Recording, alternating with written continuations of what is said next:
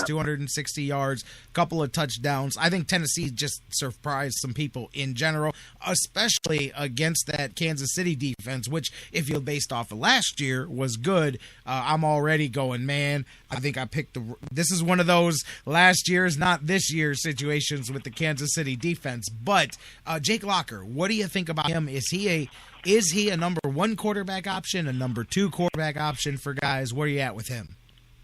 I think he's a number two option. Jake Locker's had a tough start to his career. There are doubts going into this season about how good he could be. Kendall Wright and Justin Hunter are staking their fantasy reputations on whether Locker can feed him the ball. I like the running game, and I like Dexter McCluster to add a little variation of the offense and be a guy who can run it and catch it out of the backfield. I think that helps with Locker to have someone like that. I view Locker as a good starting option if you're 14 teams deep and you're stuck with RG3 and you have to decide between the two. I think this is a good week to start Jake Locker. But I also have people asking me, Jake Locker or Matt Stafford, and I'd always rather play an elite guy going up against a great defense than a non-elite guy going up against an easy defense, because you never know who's going to step up in that game between the moderate guy and the non-elite defense. Sometimes the defense surprises you and steps up and rises to the occasion. Maybe that defense is only mediocre because they haven't faced a quarterback as inferior as Locker.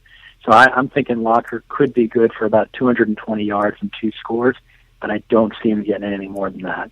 All right, you set me up for my next question here. Talking about defense, you mentioned that. Look at the defenses around the league here. Obviously, we're only into week 2, but maybe if you had to pick one that just based off what you saw in week 1 may have been perhaps one of the highly valued defenses heading in, that you go, and maybe it's Kansas City that we already mentioned, that you go red alarms going off about this defense. And give me one that maybe is on most leagues' waiver wires right now that you go, hey, if you need a defense, that's the one to pick up. Yeah, it's a tough one. The waiver wire is tough. I would say the Texans a week ago would have been waiver wire fodder. They didn't go in many drafts. They went in some. I picked them up in both of my drafts. I also have the Seahawks on both of my teams. And last week I started the Texans over the Seahawks in both leagues. And I won in one league because I started the Texans over the Seahawks, which is a pretty bold move. I'm going to get those wrong sometimes. This time I got it right. The Texans are the real deal. If I could have any defense besides Seattle, it would be the Texans. I think they're a top 3 defense, no questions asked. When you look at a team like the Rams and the quarterback situation, they're a defense on the way down. They're a defense that's going to have to struggle because the offense can't control the clock. The defense is going to face a lot of pressure. And I will say the 49ers, I think, are overrated as well. People coming into the season were telling me that the Jaguars were a better defense than people expected, and they held the Eagles as long as they could until finally the Eagles broke free in the second half. But I think the Jaguars and the Lions are interesting plays, teams that are in the middle of the pack in terms of defense, but are pretty good streaming options when the right home matchups come along. All right, final question I have for you. It's local here for the Cleveland fans, for the Browns fans. But looking at the Browns roster, and we already touched on Terrence West. He's going to be the starting running back here.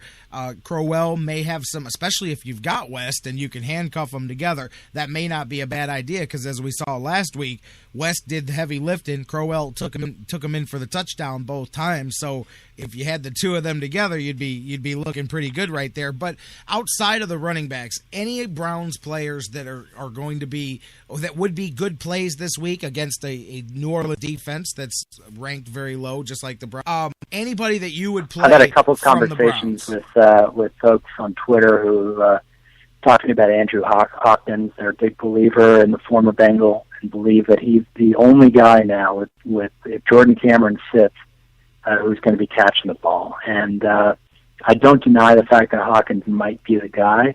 I'm concerned, though, about a Browns offense that if you don't have defenses collapsing on Cameron, how do we know that they won't collapse on Hawkins? So I think the key to the Browns is they need a main guy that's going to make everyone else free up a little bit more and look a little bit better. And so that's going to be the issue for them. If Cameron plays, I think Hawkins gets a bump as a streaming option if you're desperate for a flex. If Cameron doesn't play, I'd be very concerned about how this offense performs because I don't remember the last time they've played without either Cameron or Gordon. And it's a very different team without one of them. It'll be a wildly different team without both.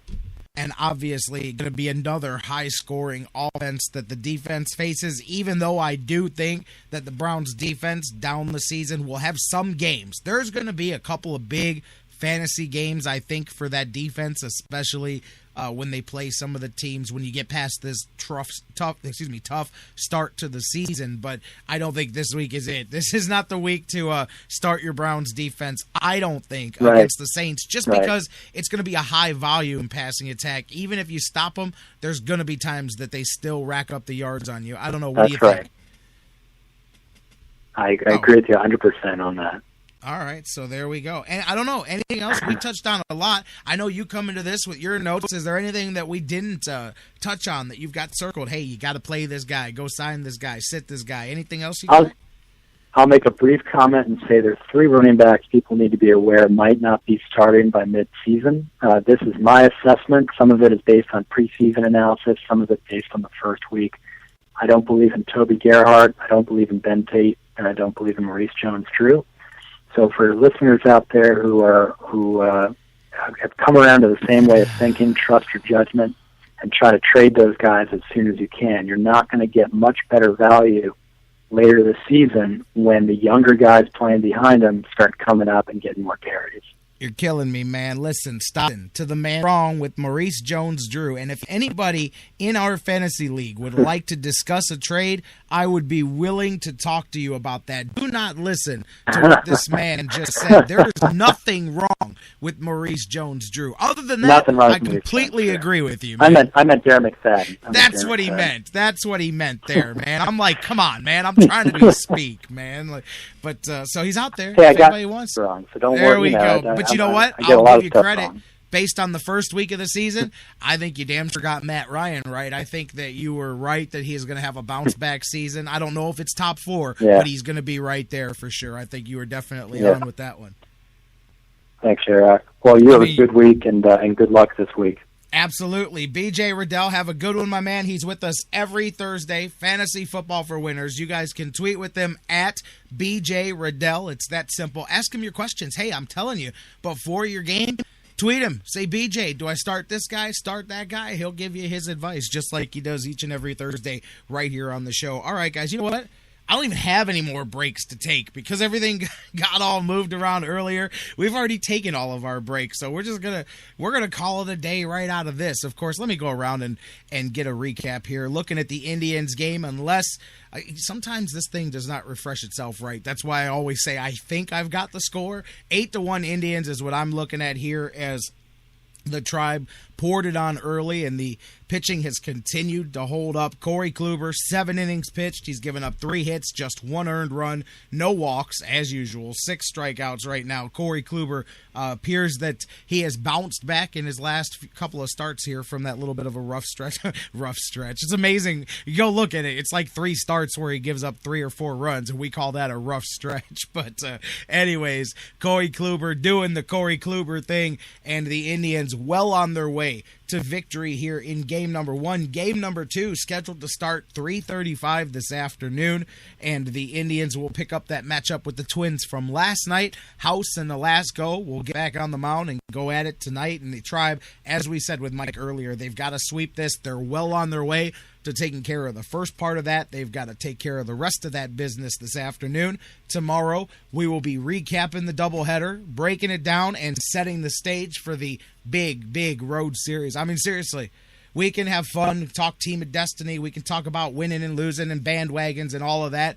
But the Indians, this is the series that matters. Detroit on the road must take 2 out of 3 here. You have to go and make a statement in Detroit. These are the games. They're running out of games, and these games here, Detroit and Kansas City, are 2-for-1s. These are the ones that mean more than the rest. All the rest of them, you got to win those too, but you really got to win these here. So, hey, I'm looking ahead. They've still got to finish today's doubleheader. They got to finish the first one. I know it's 8-1 lead, but knowing me, I'll look past that, and then you know where that could go. So we're just going to say finish one, finish the other. We'll talk about those tomorrow. Then we'll look ahead to the next set that you've got to win here coming up this weekend. Speaking of looking ahead to tomorrow, Jonathan Knight, the sports writer extraordinaire, he's in the house with us. We'll talk some Browns, Indians, all the latest with him, see what he thinks about the Browns coming out of Pittsburgh, heading into New Orleans. Speaking of that, Football Fridays, you guys know how we do it, previewing the Browns game from both sides of the ball.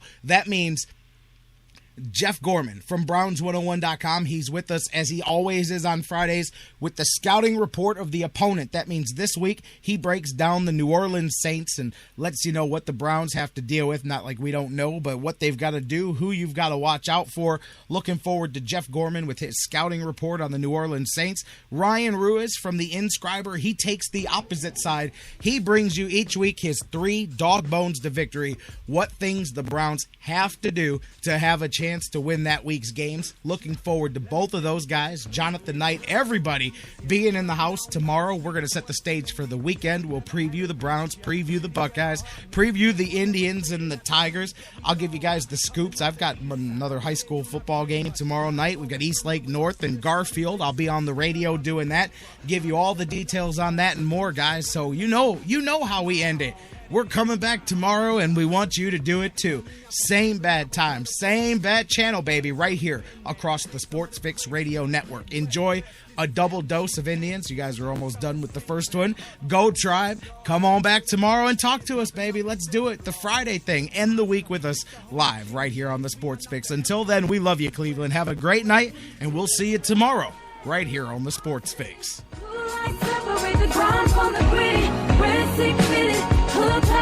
Any city that we visit, when the up on Cleveland.